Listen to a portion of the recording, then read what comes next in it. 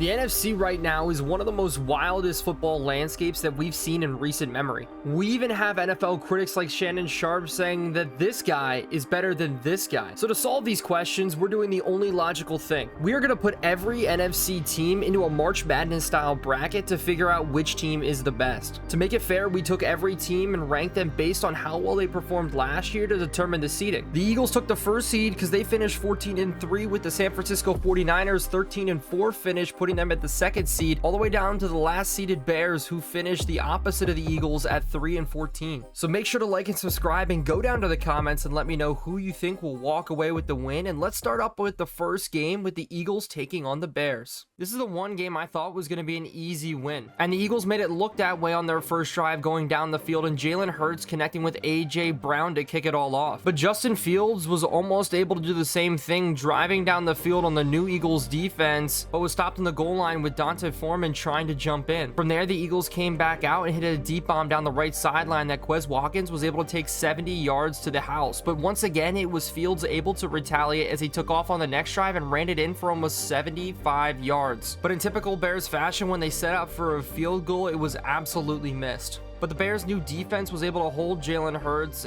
giving them ultimately a shot to win the game, and Justin Fields took full advantage. He started the drive with a massive run, and then a huge run by Khalil Herbert gave the Bears the opportunity to knock out the #1 seed early and walk away with a win.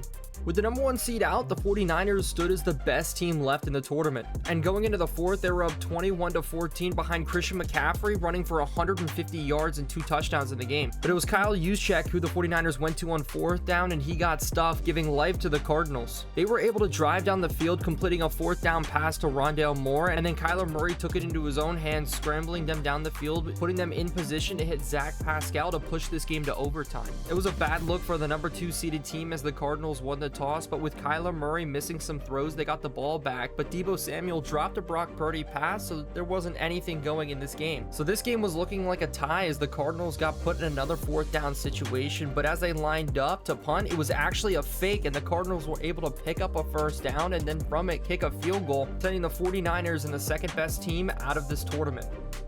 With both top-seeded teams out of the tournament, it was wide open for any team to make their mark. But the only thing going between the Bucs and the Commanders was bad offense, as Sam Howell was scrambling for his life. Shaq Barrett getting 4 sacks on the day, and Kancey, the rookie out of Pittsburgh, having 2. The only highlight play was the craziest fumble I have ever seen in Madden, and from there, Sam Howell almost getting sacked for a safety. But nonetheless, Baker Mayfield was able to kneel it down, and the Bucs were able to advance to the second round. The Giants were the sleeper pick with their success last year and gave Daniel Jones $40 million because of it. But the Saints also had a new QB, and Derek Carr was able to lead them down the field to bring the game within 3 points. Relying on the $40 million man to win it for them and run out the clock, the Giants may have placed their money in the wrong spot as Danny Dimes threw a dime to the defense that Roby was able to walk into the end zone, giving the Saints the lead. As the Giants tried to mount a comeback, it was Saquon making a great grab and then a pass interference, putting them in a spot to potentially win the game. But as they tried to throw it in with no time left and on 4th down, it was batted down and the Saints were given the win. And just like that, there was only one team left in the NFC East, the division that was the strongest in football last year. But in typical Dak Prescott fashion, he threw a really bad interception that gave the Falcons the 16-7 lead going into the 4th quarter. With ball in hand and the ability to tie the game possible, Dak Prescott took a really bad sack in the 4th from Calais Campbell, his 3rd one of the game. And with a 4th down play that the Cowboys just couldn't make work, it gave Bijan Robinson the easiest touchdown of his rookie career, and just like that, down goes the entire NFC East in just round number 1.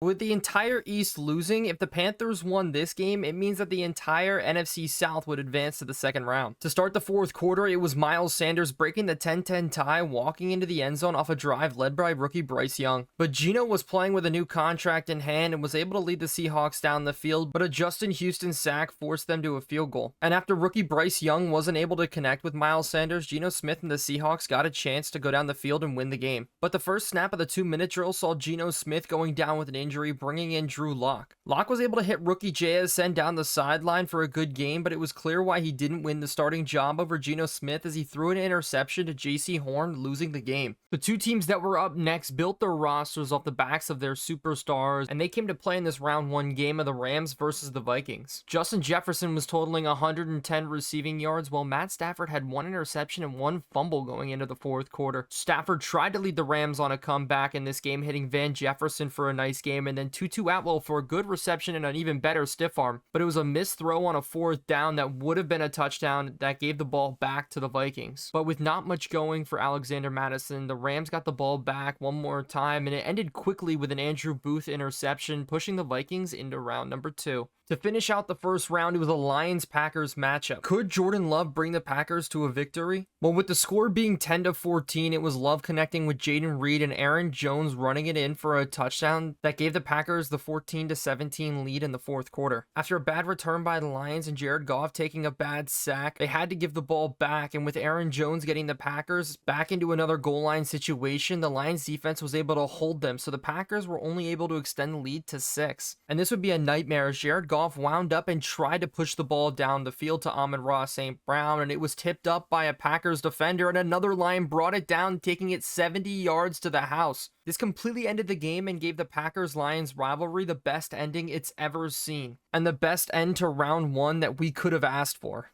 Ending round 1, it's shocking to see that no NFC East team was able to make it to the second round. But maybe it was more shocking that the South of all divisions was able to get all 4 teams to the next round. And somehow the worst roster in the NFL was able to squeak their way in. But round 2 is going to be way more interesting because as we learned in round number 1, anything can happen in the NFC. The first quarter saw really no action. The Bears had little to no offense, with the only big play coming from Khalil Herbert with a good run, but they were forced to settle for field goals 3 different times, with one of them being missed. The Bucs, on the other hand, had no offense at all, with Baker Mayfield getting pressured on every drop back and missed their only chance to score any points in the half with a missed field goal. Baker kicked off the third quarter with an interception, and the Bears once again had a chance to score, driving down the field with a good pass. And finally, with 5 minutes left in the fourth quarter, it was Travis Homer who walked in for the first touchdown of the game. The Bucs were finally able to piece things together in the fourth quarter as Baker Mayfield connected with Mike Evans on a deep ball, but it was a little late as the Bears were able to run out the clock as they continued to make their Cinderella run. The second quarterfinals game had interdivisional rivals facing off against one another, and after the Falcons were able to upset the Cowboys in round 1, they came into this game with the same type of fire as Desmond Ridder connected with Kyle Pitts across the middle and kicked off the game with a field goal. The second splash came in the second, with the Falcons getting it done on special teams with a huge punt return from Hart, who broke 1 tackle and brought it all the way back to the house to give them a 2-score lead. Derek Carr was able to sneak in a field goal before the half thanks to a good grab by Michael Thomas, and nothing happened until Desmond Ridder ignited a spark with an interception. But somehow the spark was for the Falcons as their defense went clamps on Carr, and Bijan Robinson led a drive down the field that resulted in a Kyle Pitts touchdown. And a pick on Derek Carr all but solidified a 13-seeded Falcons matchup against the 16-seeded Bears to play for the championship. And that game kicked off with a great start for the Cinderella Bears as Desmond Ridder was strip-sacked on the first drive of the game. And with Justin Fields trotting out, he easily led a solid drive down the field, hitting Darnell Mooney, and then from there broke a tackle to carry it into the end zone for the first score of the game. But Desmond Ridder was firing and hit Scotty Miller for a huge play up the field, and then again to put them inside of the red zone. This all allowed for a fullback to fight his way in and tie the game 7-7. But the issue is the Falcons had no answer for Fields as he easily drove down the field once again and got his second rushing touchdown of the game. But I guess this was an offensive shootout as Ridder came back and did just enough to tie the game once again, hitting Mac Holland and Bijan Robinson carrying it into the end zone. It would be difficult with time though as Justin Fields connected with DJ Moore to end the first half, and it proved true as they started the third with another score. And this is what broke the Falcons as the Bears put one more score on the board and moved their way on to the championship round to hopefully complete their Cinderella run. So with the top half of the bracket now complete, it's down to who will be facing the Bears and trying to defeat their insane run. With both the Vikings and the Lions still in play, there still are some playoff teams here. But to face the Bears, Kirk Cousins needed to be clutch against the rookie Bryce Young and the Carolina Panthers, and the Detroit Lions needed to stop the red-hot Kyler Murray. So first up in the bottom half, it's Bryce Young versus Kirk Cousins. But who will win? Well, thanks to a touchdown and a fumble on the ensuing kickoff, the Panthers started the second half with a 21-7 lead on Kirk Cousins.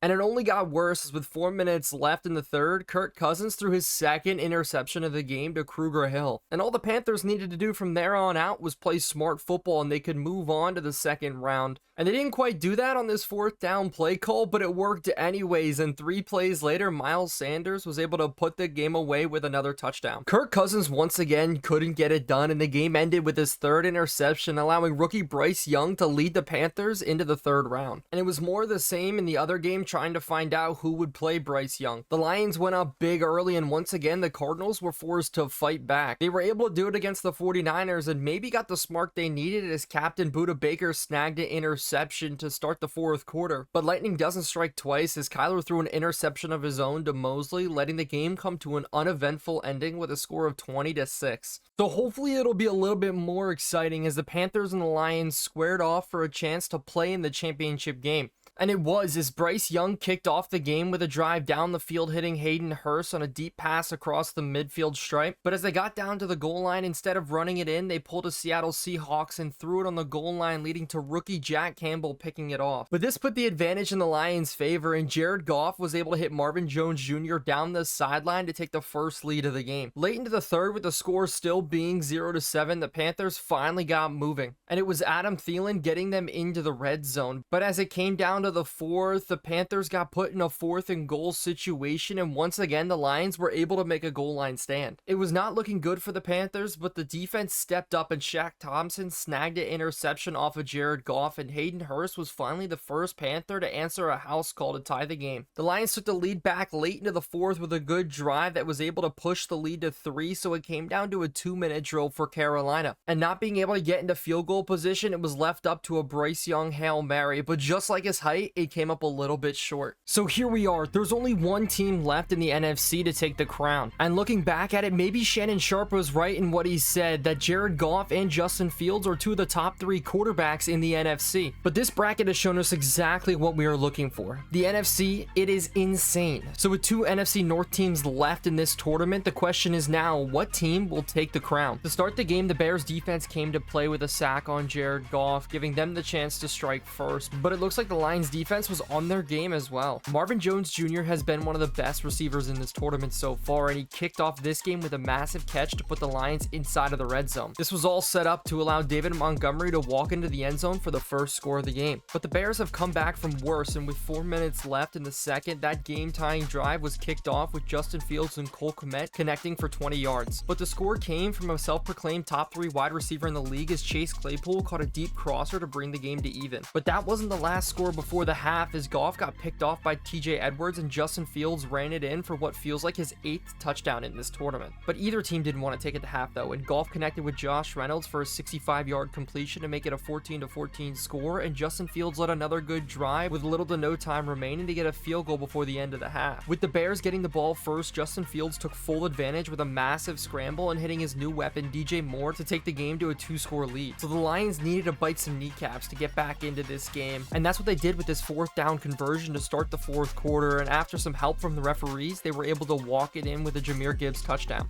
But have you ever heard of Travis Homer, the 3rd string running back from Seattle last year? Well, he's on the Bears now, and for the 2nd time in this tournament, he's going to get himself a massive touchdown to put the Bears up top, this time for 70 yards. But the Lions weren't done yet, and this became the championship game that we were hoping for, as with 3 minutes left, Amon-Ra St. Brown was able to get into the score. So all the Lions needed now was to stop the run and stop the clock, but that would prove difficult against the best offense in this tournament so far, and Khalil Herbert broke off a 20-yard run to not just win the game, but win the full tournament. And with the clock hitting 0, the tournament was over with the Bears being crowned the champions, 16 teams to 1. With 6 of the first 8 games in the first round seeing a lower seeded team win, all we know in the NFC now is that we know absolutely nothing. Make sure to like and subscribe if you enjoyed, and let me know if you want me to do this in the AFC.